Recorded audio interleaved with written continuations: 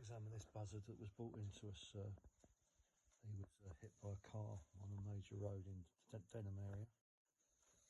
First thing we're going to do is try and settle him down. You see the hood on his head is designed to stop him from panicking because he can't see what's going on, and keeping him in the dark keeps him calmer. So the first thing we're going to do is check the main bones in the wing. We're just checking down there to see if there's any. You can actually feel crunches when they're broken. It's quite horrible. And there's lumps and bumps you're looking for. We do it on both sides, and we check both sides if we can at the same time, and then you'll find out if there's any actual lumps or bumps on the creature that are sort of supposed to be there if they're on both sides. And we're feeling now down the back, and then we're onto the wings again. Now this is where we're doing the simultaneous feel. That just trying to see if there's anything there. If you find a lump on the left that matches on the right, then the chances are it's supposed to be there.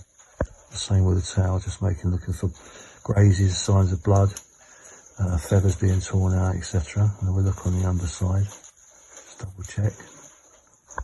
Again, at this stage we're looking for obvious injuries.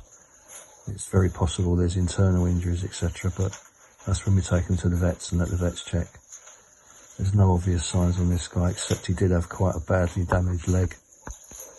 Look bruised. Now we're having a look at his head.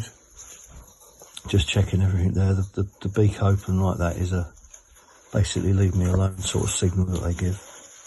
But you can see he's fairly alert. He's watching the camera quite carefully, which is a good sign.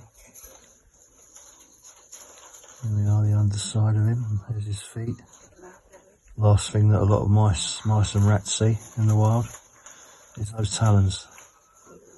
And you're only still carefully watching that camera. That won't take his eyes off it. So we're satisfied there's nothing immediately obviously wrong with him. So we're going to give him a bit of rest to make sure there's no grazing or cuts underneath him. So we're going to give him some cage rest, some painkillers, some antibiotics just to be on the safe side, and then leave him in some peace and quiet in the dark overnight, just checking that his beak's not damaged there at all. Seems nice and smooth. The bottom part of his beak is fine, no breaks. Yeah, that's all working nicely.